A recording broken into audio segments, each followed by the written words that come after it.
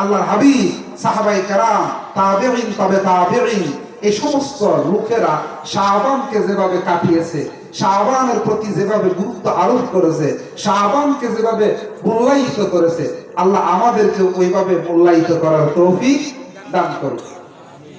বিশেষ করে আগামীকাল জুমাবার দিনগত যে রাত, এই রাত বড় দামি রাত, এই রাত বড় কি দামি রাত।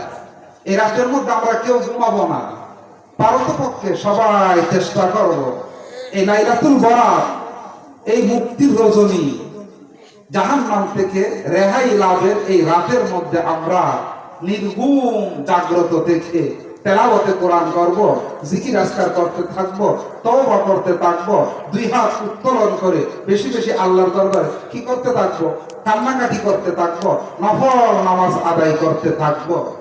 হাদিসের মধ্যে আছে, আল্লাহর হাবিব সাল্লাল্লাহু আলাইহি সাল্লাম ইরশাদ করেছেন, ক্বালা রাসূলুল্লাহ সাল্লাল্লাহু আলাইহি ওয়াসাল্লাম, ইন্নাল্লাহা আযজা ওয়া জাল্লা ইয়ানজিলু ফি লাইলাতিন মিন শাবান ইলাস সামাঈদ দুনিয়া ফায়াগফিরু লিআকসারা মিন আদাদে শাহরে গামানে কওলি।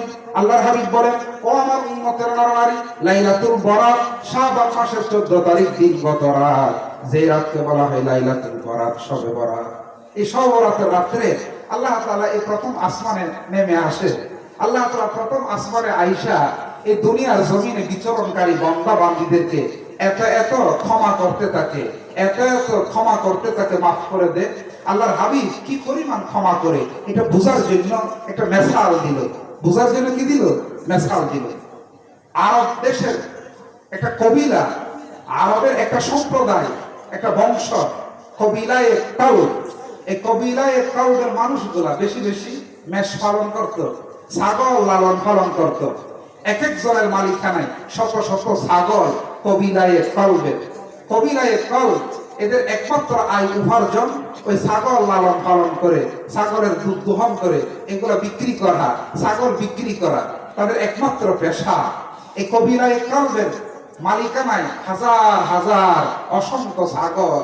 আল্লাহর হাবিব বলে, ও আমার উম্মতের নরনারী, কবিলায়ে কাউলের মালিকানায় যত ছাগল, আর ওই ছাগল গুলার গায়ের মধ্যে যত অসংখ্য পশম, যত অসংখ্য পশম, ওই অসংখ্য পশম পরিমাণ আল্লাহ এই লাইলাতুল বরাত, শবে বরাতের রাত্রিতে যারা আল্লাহর কাছে ক্ষমা তলব করবে, যারা আল্লাহর কাছে গুনাহ মাফির জন্য দরখাস্ত করবে, আল্লাহ অসংখ্য বান্দা বান্দীকে কি করবে, ক্ষমা করে দেবে, মাফ করে দেবে, মাফ করে দেবে।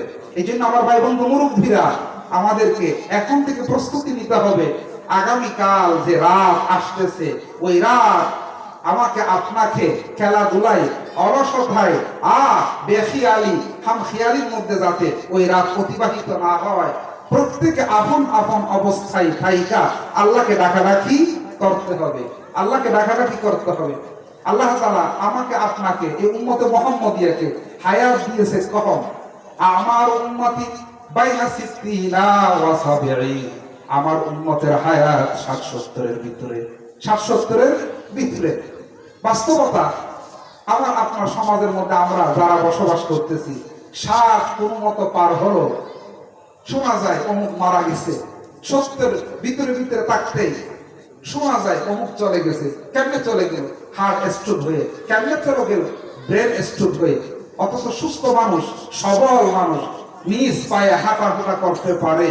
ওই যে পয়গম্বর বলল, আমার উম্মতের হায়াত বড়ই কম, 60-70-এর ভিতরে আমার উম্মতগুলা কি দুনিয়া ছেড়ে না ফেরার জগৎ, অনন্ত অনাদিকালের হায়াতের জগৎ, আখিরাতের যাত্রী হয়ে যাবে, আখিরাতের যাত্রী হয়ে যাবে। এই জন্য ভাই বলতো মুরব্বীরা, আগামীকাল রাত আমরা কি করব? ইবাদতের মাধ্যমে কাটানোর চেষ্টা করব। হাদিসের মধ্যে আছে, হাদিসের মধ্যে আছে আল্লাহ রাব্বুল আলামিন শবে বরাতের রাত্রে এই জমিনের সমস্ত বান্দা বান্দীদেরকে ক্ষমা করে দে, সমস্ত বান্দা বান্দীদেরকে কি করে দে? ক্ষমা করে দে। ইন্নাল্লাহা লা ইয়াক্তালিউ ফি লাইলাতিন মিন শাবান ফায়াগফিরু লিজামিআ খালকিহি। আল্লাহ রাব্বুল আলামিন লাইলাতুল বরাতের রাত্রে নিজ বান্দা বান্দীদের প্রতি তাওয়াজ্জু দিয়ে বান্দা বান্দীর জীবনের তামাম খাতা কুসুরগুলা মাফ করে দে। তবে দুই শ্রেণীর মানুষকে ক্ষমা করে না। কয় শ্রেণীর মানুষকে ক্ষমা করে না? 2 শ্রেণীর মানুষকে ক্ষমা করে না। ইল্লা লিল মুশরিকিন আও মুশাহিদিন। 1 নাম্বার হলো যারা কথাবার্তায় কাজে কামে আল্লাহর সাথে গায়রুল্লাহকে শরীক করে। আল্লাহর সাথে গায়রুল্লাহকে কি করে? শরীক করে।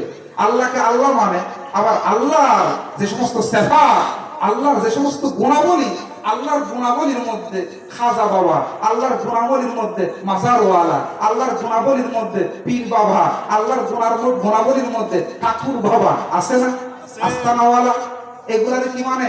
শরীক মানে। যারা শিরিক করে কথায় কাজে, এই শিরিক করনেওয়ালা লোকগুলারে 100 বাবারাক না 1000 সবাবারাক পেলেও আল্লাহ তাদেরকে কি করবে না? ক্ষমা করবে না। এই জন্য আমরা কখনো এই কথা বলতে পারি না আল্লাহর দম নবীরে দিয়ে আল্লাহ কি হয়ে গেছে? গায়েব হয়ে গেছে, এরকম বলা যাবে? ঈমান থাকবে?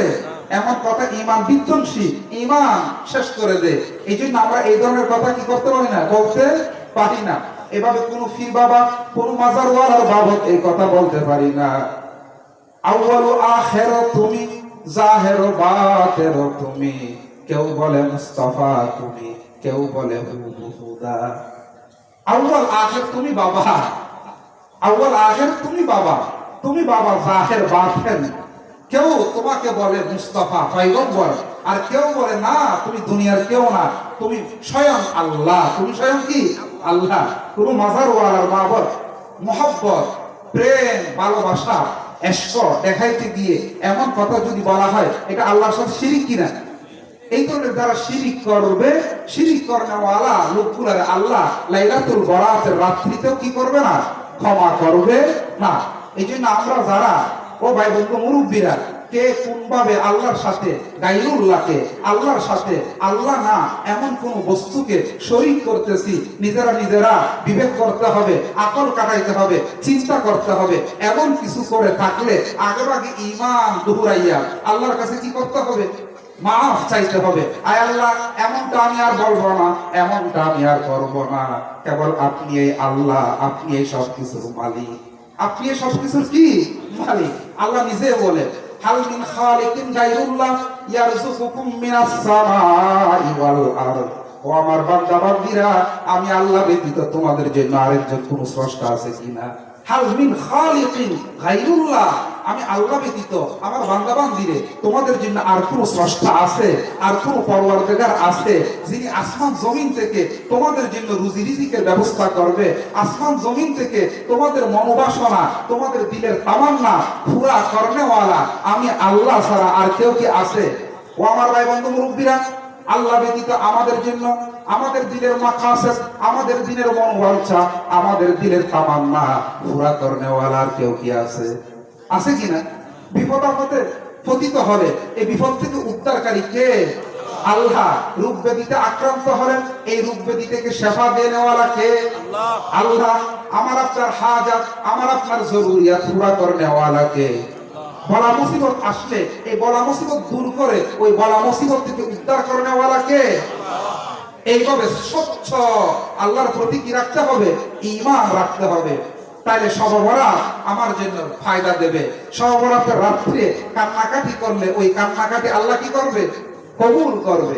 আল্লাহ তাআলা নিজেও বলেন, ফামান কানা ইয়ারজু লিকা রাব্বিহি ফালিয়ামাল আমালান সালিহা ওয়া লা ইউশরিক বিইবাদাতি রাব্বিহি আহাদা। আমার বান্দা বান্দীরে, পরকালের হায়াতে আমি আল্লাহর দিদার, আমি আল্লাহর সাক্ষাৎ, আমি আল্লাহর মোলাকাত যদি লাভ করতে চাও, তাহলে আমি আল্লাহর ইবাদত এমন ভাবে করো যে ইবাদতের মধ্যে অন্য কাউকে কি করবা না? শরীক করবা না। এই কপাল সিজদার নিয়তে আল্লাহর জন্য ব্যবহার করব, আবার এই কপাল দিয়ে সিজদা করব কোন পীর বাবাকে জায়েজ হবে? বলেন না। মান্নত কেবল কার জন্য? আল্লাহর জন্য। মান্নত এটা ইবাদত, এই মান্নতের ইবাদত কেবল মাত্র হবে কার জন্য? আল্লাহর জন্য। এখন যদি আমি গরুর মান্নত, ছাগলের মান্নত কোন পীর বাবার জন্য করে থাকি, তাহলে যে ইবাদত আল্লাহর জন্য খাস ছিল, ওই ইবাদত আল্লাহ ব্যতীত অন্যের জন্য হয়ে গেল কিনা? এইভাবে ইবাদতের মধ্যে আল্লাহর সাথে কাউকে কি করা যাবে না? শরীক করা যাবে না। দুই শ্রেণীর মানুষরে আল্লাহ তাআলা সব রাতের রাত্রিতেও ক্ষমা করবে না। এক শ্রেণীর মানুষ হলো যারা কাজে কামে কথাবার্তায় ইবাদত বন্দেগীতে দোয়া মুনাজাতে আল্লাহর সাথে অন্য কাউকে কি করে শরীক করে।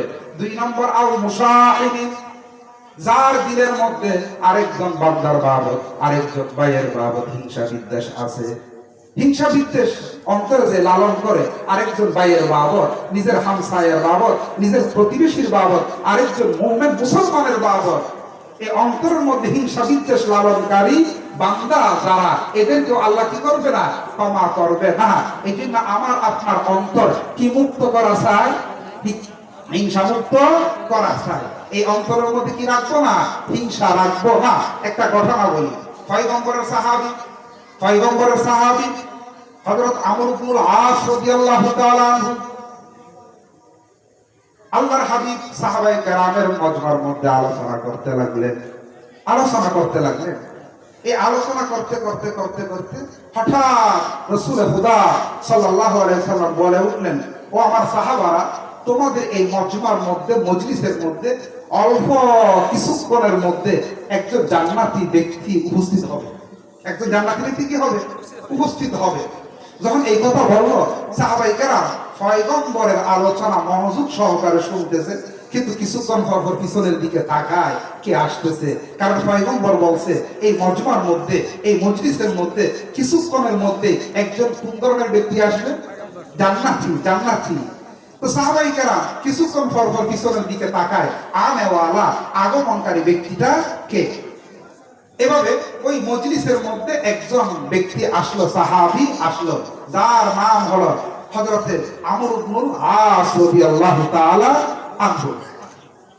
আব্দুল্লাহ সাদ ইবনে আবি ওয়াক্কাস রাদিয়াল্লাহু তাআলা আনহু আসলো। সবাই ওনার দিকে তাকায় রইল। ওনার আসার আগেও আর কেউ আসে নাই, পরেও আর কি কেউ আসে নাই। সাহাবায়ে কেরাম দিলে দিলে ভাবতে লাগলো, পয়গম্বর যাকে জান্নাতি বলে আখ্যায়িত করলো উনি আর কেউ না, উনি এই লোকেই হবে হযরতে সাদ ইবনে আবি ওয়াক্কাস রাদিয়াল্লাহু তাআলা আনহু, যার মাজারে মুবারক ওই চায়না, চীন আছে না, চীনের মধ্যে সাদ ইবনে আবি ওয়াক্কাস রাদিয়াল্লাহু তাআলা আনহু। প্রথম দিন এভাবে শেষ হয়ে গেল মজলিস। দ্বিতীয় দিন আবার দ্বীনি আলোচনার উদ্দেশ্যে সাহাবায়ে কেরামদেরকে নিয়ে আল্লাহর হাবিব মজলিস কায়েম করলো। দ্বীনি আলোচনা মুযাকারা করতে লাগলেন। আলোচনা করতে করতে করতে করতে এক ফাঁকে আল্লাহর হাবিব আবারও বলে উঠলো, ও আমার সাহাবায়ে কেরাম, তোমাদের এই মজমার মধ্যে একজন জান্নাতি ব্যক্তির আগমন হবে, একজন জান্নাতি ব্যক্তি উপস্থিত হবে, একজন জান্নাতি ব্যক্তি কিছুক্ষণের মধ্যে উপস্থিত হবে। দ্বিতীয় দিনও সাহাবায়ে কেরাম পিছনে ফিরে ফিরে তাকায়, আনেওয়ালা ব্যক্তিকে, যার বাবদ আল্লাহর হাবিব জান্নাতের সার্টিফিকেট দিয়ে দিলেন। দ্বিতীয় দিনও একই ব্যক্তি হযরত সাদ ইবনে আবি ওয়াক্কাস রাদিয়াল্লাহু তাআলা আনহু মজলিসের মধ্যে আসলেন। ওনার আগেও আর কেউ আসে নাই, পরেও কেউ আসে নাই। সাহাবায়ে কেরাম বুঝে ফেললো আল্লাহর হাবিব যাকে জান্নাতি বলে আখ্যায়িত করতেছে উনি আর কেউ না, উনি হলো এই সাদ ইবনে আবি ওয়াক্কাস।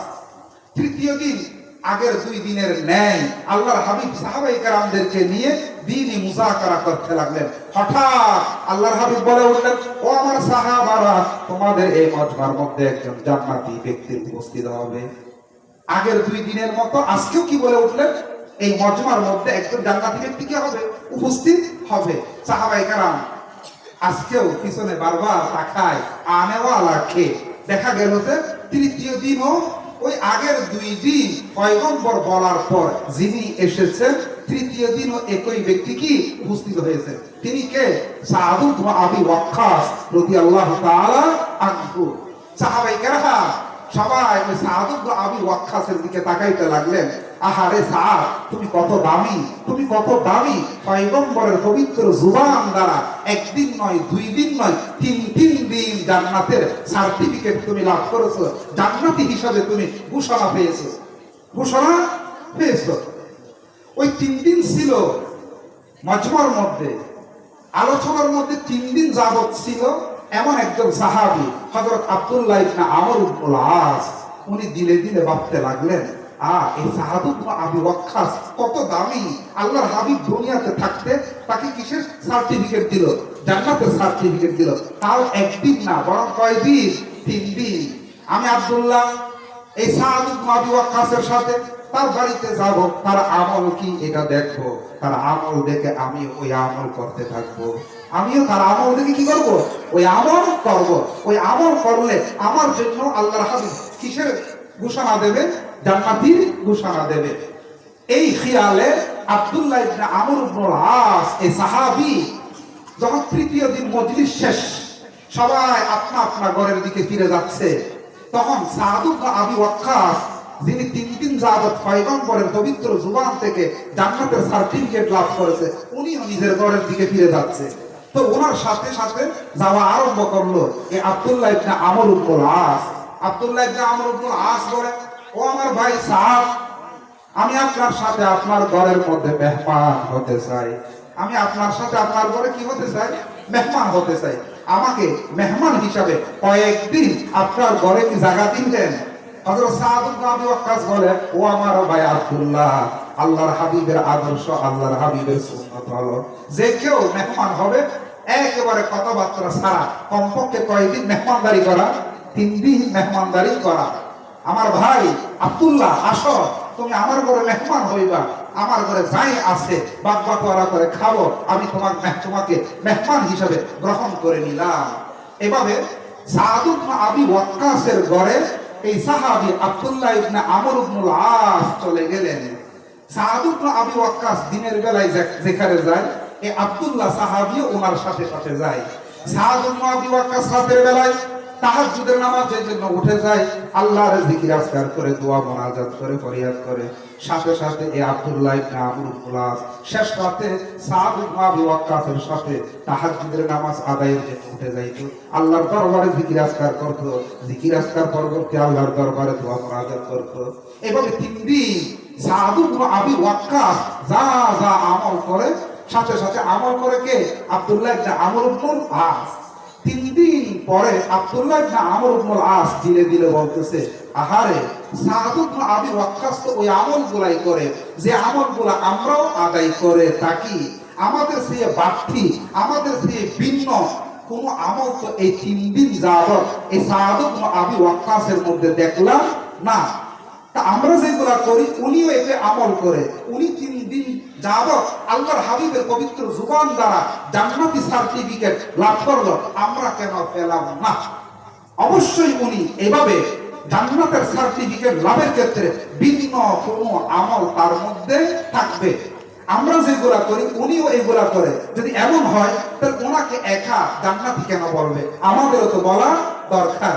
আর ওনার বাসায় মেহমান হয়ে 3 দিন যাবত ছিলাম, কই এই 3 দিনের মধ্যে তো বাড়তি কোনো আমল দেখলাম না। 3 দিন থাকার পরে সর্বশেষ বলে ফেললো, ও ভাই সাদ ইবনে আবি ওয়াক্কাস, আমার ঘরের মধ্যে খাদ্যের অভাব, আমার ঘরের মধ্যে থাকার অভাব, এই জন্য আমি আপনার মেহমান হই নাই, এই জন্য আমি আপনার মেহমান হই নাই, বরং আপনাকে যে পয়গম্বর জান্নাতি বলেছে তা আমার দিলের মধ্যে আসছে। অবশ্যই আপনার মধ্যে খুসুসি, পার্সোনাল, প্রাইভেট কোন আমল আছে, আমি আপনাকে না বলে আপনার ওই প্রাইভেট আমলটা দেখার জন্য এসেছিলাম। কিন্তু ভাই সাদ ইবনে আবি ওয়াক্কাস 3 দিন চলে গেল, ওই ধরনের কোনো বাড়তি, খুসুসি, আলোক, পৃথক কোন আমল আপনার মধ্যে তো দেখলাম না। আমরা যেগুলা করি আপনি ওইগুলা করতেছেন, আপনি যেগুলা করেন আমরাও তো ওইগুলা কি করে থাকি, আপনার মধ্যে বাড়তি কোনো কি নাই, আমল নাই। কিন্তু আপনাকে আল্লাহর হাবিব কেন জান্নাতের সার্টিফিকেট দিল আমার তো বুঝে আসতেছে না। তখন সাদ ইবনে আবি ওয়াক্কাস বলে, আমার ভাই আব্দুল্লাহ ইবনে আমর ইবনুল আস, আল্লাহর হাবিব হয়তো ওহীর মাধ্যমে জানতে পেরেছে, এই জন্য আল্লাহর হাবিব আমার জান্নাতের সার্টিফিকেট দিল। আমার অন্য কোনো আমলের কারণে না, আমি যা বুঝতেছি আমার একটা গোপন আমলের কারণে, আমার একটা কিসের আমলের কারণে, গোপন আমলের কারণে। বলে যে সেই গোপন আমলটা কি? বলে যে আমার এই হৃদয়, আমার এই অন্তর আল্লাহর হাবিবের যত ইমানদার নর নারী, আল্লাহর হাবিবের যত মুমিন মুসলমান নর নারী, কাহারও বাবদ আমার এই দিলের মধ্যে কোনো আক্রোশ, কাহারও বাবদ আমার এই দিলের মধ্যে কোনো হিংসা আমি রাখি না। আমার এই অন্তরটা কি মুক্ত? হিংসা মুক্ত। আমার আপন ভাইয়ের বাবদ, আমার চাচাতো ভাইয়ের বাবদ, আমার প্রতিবেশীর বাবদ, আমার দেশবাসীর বাবদ, সমগ্র দুনিয়ার মুমিন মুসলমানের বাবদ আমার এই অন্তরটা হিংসা মুক্ত। কাহারও বাবদ কি নাই? এই অন্তরের মধ্যে হিংসা বিদ্বেষ আমি লালন করি না, আমি ধারণ করি না। আমি সবাইকে ক্ষমা করে দিই, সবাইকে আপন হিসাবে মহব্বতের সাথে আমার দিলের মধ্যে কি দিই? স্থান দিই। এই দিলের মধ্যে কাহারও বাবদ কোনো কি নাই? হিংসা নাই। আমার ভাই আব্দুল্লাহ ইবনে আমর ইবনে আস, আল্লাহ তাআলা আমার দিলের এই হালাত জানে, বিদায় আল্লাহ তাআলা নিজের হাবিবরে জানাইয়া দিল, ও আমার হাবিব, আপনার সাহাবা সাদ ইবনে আবি ওয়াক্কাসের দিলটা বড় পরিষ্কার। কাহার বাবদ কি হিংসা বিদ্বেষ নাই। হয়তো আল্লাহ আমার দিলের হালত জানিয়া তার হাবিবের মাধ্যমে এইভাবে আমার এই মখফি, এই গোপন আমলের কারণে জান্নাতের সার্টিফিকেট দিয়েছে। তখন হযরত আব্দুল্লাহ ইবনে আমর ইবনে আস বলে, না, এটা তো অত বড় আমল না, তোমার এই কথা যৌক্তিক মনে হচ্ছে না, এটা গ্রহণযোগ্য বিষয় আমার মনে হচ্ছে না। আমি স্বয়ং কার কাছে চলে যাই? পয়গম্বরের কাছে চলে যাই। হযরত আব্দুল্লাহ ইবনে আমর ইবনে আস সাদ ইবনে আবি ওয়াক্কাসের বাড়িতে এভাবে 3 দিন থাকার পর সরাসরি আল্লাহর হাবিবের দরবারে চলে আসলো। ইয়া রাসূলুল্লাহ, 3 দিন পর্যন্ত আপনার মজলিসের মধ্যে ছিলাম, 3 দিন পর্যন্ত আপনার মজলিসের মধ্যে ছিলাম, আপনি 3 দিন হঠাৎ আলোচনার মাঝে বলে দিয়েছেন এই মজমার মধ্যে একজন জান্নাতি ব্যক্তির আগমন হবে। আমরা পরবর্তীতে জানতে পারলাম ওই ব্যক্তি হযরতে সাদ ইবনে আবি ওয়াক্কাস। ইয়া রাসূলুল্লাহ, আপনার এমন বলার পরে ওই সাদ ইবনে আবি ওয়াক্কাসের বাসায় আমি 3 দিন গিয়ে থেকেছি। কয়দিন গিয়ে থেকেছি? 3 দিন গিয়ে থেকেছি। 3 দিন গিয়ে থাইকা ইয়া রাসূলুল্লাহ, ওনার মধ্যে তো বাড়তি কোনো আমল দেখলাম না। আমরা যেভাবে জিকির আজকার করি, তেলাওয়াতে কোরআন করি, মানুষের সাথে সালামে কালামে চলি, কাহার উপর অন্যায় অবিচার করি না, তো উনি তো ওইভাবে চলে। আর এই আমল করার কারণে যদি জান্নাতি হয়, তো আমাদেরকে কেন ইয়া রাসূলুল্লাহ আপনার পবিত্র জুবান দ্বারা জান্নাতের সার্টিফিকেট দিতেছেন না? একা ওনাকে কেন দিলেন? একা ওনাকে কেন দিলেন? ইয়া রাসূলুল্লাহ, আপনার ওই জান্নাতি সাহাবী সাদ ইবনে আবি ওয়াক্কাসের কাছ থেকে জানলাম উনি একটা কথা বলেছে, ওনার অন্তর নাকি বড়ই পরিষ্কার, কাহার অভাবে কোনো হিংসা বিদ্বেষ নাই, এই কারণে আপনি জান্নাতের সার্টিফিকেট দিয়েছেন। ইয়া রাসূলুল্লাহ, ওনার এই বলাটা ঠিক আছে কিনা? তখন আল্লাহর হাবিব আল্লাহর জাতের কসম করে বলেন, ও আমার সাহাবী আব্দুল্লাহ ইবনে আমর ইবনে আস, আমার সাহাবী সাদ ইবনে আবি ওয়াক্কাস যেই কথা বলেছে ওই কথা বড়ই সত্য। আমি আল্লাহর জাতের কসম করে বলতেছি, আমি আল্লাহর জাতের কি করে বলতেছি? কসম করে বলতেছি, আমার সাহাবী সাদ ইবনে আবি ওয়াক্কাস যেটা বলেছে ওইটাই সত্য। আল্লাহ তাআলা ওনার অন্তর দেখেছে ওনার অন্তরের মধ্যে কাহার বাবদ কোনো কি নাই? হিংসা বিদ্বেষ নাই। এই কারণে আমার মাধ্যমে ওনারে জান্নাতের কি দিয়েছে? সার্টিফিকেট দিয়েছে। এই জন্য ভাই বন্ধু মুরব্বীরা, আমরা আজকে সমাজের মধ্যে, পরিবারের মধ্যে এত কিছু রক্তপাত, এত কিছু ধাক্কাধাক্কি, এত রক্তপাত, মারামারি, এত বিশৃঙ্খলা, এত উচ্ছৃঙ্খলা, এত কিছু কিসের কারণে? একে অপরের বাবদ দিলের মধ্যে কি রাখার কারণে? হিংসা বিদ্বেষ রাখার কারণে। এই হিংসা থেকে নিজের দিলকে সাফ করতে হবে। আল্লাহ রাব্বুল আলামিন কোরআনে কারীমের মধ্যে বলেন, ওয়া মিন শাররি হাসিদিন ইযা হাসাদ, আয় আল্লাহ, হিংসুক জাতির হিংসার ক্ষয়ক্ষতি থেকে আমাকে বাঁচাও, আমি তোমার কাছে আশ্রয় চাইতেছি। ওয়া মিন শাররি হাসিদিন ইযা হাসাদ, আল্লাহ শিখাইয়া দিল হিংসুকের, হিংসামীর অনিষ্টতা, ক্ষয়ক্ষতি থেকে আমার বান্দারা তোমরা আমার কাছে কি চাও? পানা চাও। হাদিসের মধ্যে আছে হিংসা বিদ্বেষ এটা কত বড় মারাত্মক জিনিস। হাদিসের মধ্যে আল্লাহর হাবিব সাল্লাল্লাহু আলাইহি ওয়াসাল্লাম ইরশাদ করেছেন, قال رسول الله صلى الله عليه وسلم دب إليكم داء الأمم قبلكم الحسد والبغضاء هي الحالقة لا تقولوا أن لا أقول أن تهلك الشعرى ولكن تهلك الدين। আল্লাহর হাবিব বলে, আমার উম্মত, আমি দেখতে পাচ্ছি পূর্বেকার নবীদের উম্মতের মধ্যে একটা বড় মারাত্মক রোগ ছিল, একটা মারাত্মক বড় কি ছিল? রোগ ছিল। আমার উম্মতের আমিও দেখতে পাচ্ছি ওই রোগটা তোমাদের মধ্যেও আসি যাইতেছে, তোমাদের মধ্যেও কি চলে আসতেছে। খবরদার, ওই রোগের কারণে আগেরকার নবীগণের সমস্ত উম্মত গুলা একে একে হালাক হয়ে গেছে। আমার উম্মত খবরদার, সেই রোগে তোমরাও যদি আক্রান্ত হও তাহলে তোমরাও কি হয়ে যাবা?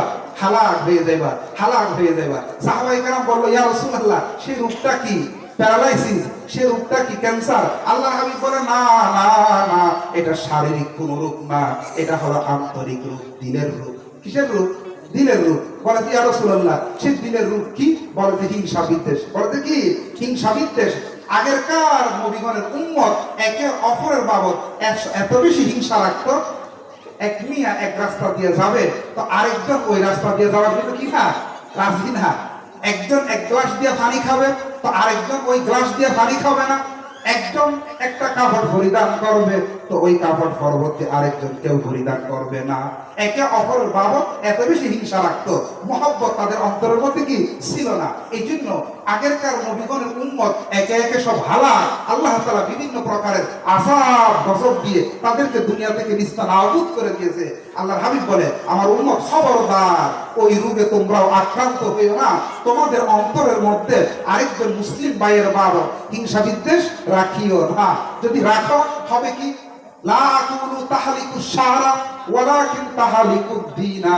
আমি এই কথা বলবো না। ওই হিংসা বিদ্বেষের কারণে ওই হিংসা বিদ্বেষ তোমাদের দেহের পশমগুলা কেটে ফেলবে, তোমাদের দেহের পশমগুলা নষ্ট করে দেবে, এমন না, বরং ওই হিংসা বিদ্বেষ তোমাদের ঈমান ধ্বংস করে দেবে। তোমাদের ঈমান কি করে দেবে? ধ্বংস করে দেবে। এই হিংসা বিদ্বেষের বশবর্তী হয়ে এক সময় তুমি ঈমান হারা হয়ে বেঈমান হয়ে যাইবা, বেঈমান হয়ে যাইবা। তো লাইলাতুল বরাতের মধ্যে আল্লাহ যে কয়েক শ্রেণীর মানুষকে ক্ষমা করে না, ওই কয়েক শ্রেণীর মানুষের মধ্যে এক শ্রেণীর মানুষ হলো যার অন্তরের মধ্যে আপন ভাই, আপন বোন, চাচার বাবদ, জেঠার বাবদ, বাতিজার বাবদ, বাতিজির বাবদ, হামসায়া, প্রতিবেশীর বাবদ কি রাখে? হিংসা বিদ্বেষ রাখে। আগামীকাল আসার আগে আজকে থেকে আমরা আল্লাহর কাছে তওবা করে ফিরে আসি। আয় আল্লাহ, আমি এতদিন পর্যন্ত জায়গা সম্পদকে কেন্দ্র করে, পদবিকে কেন্দ্র করে, অর্থ ঐশ্বর্যকে কেন্দ্র করে আমার আপন ভাইয়ের সাথে ধাক্কাধাক্কি করেছিলাম। আপন ভাইয়ের চেহারা দেখতাম না, আপন ভাইয়ের সাথে কথাবার্তা বলতাম না, আপন ভাইকে এই জগতের মধ্যে আমি সবচেয়ে খারাপ মনে করতাম। আয় আল্লাহ, এখন আমার দিলটারে পরিষ্কার করে দিলাম। ওই ভাইকে আমি নিজের দিলের মধ্যে আনছায়া ধরলাম, মহানাখা করলাম। ওই ভাইয়ের বাবদ আমার দিলের মধ্যে মহব্বত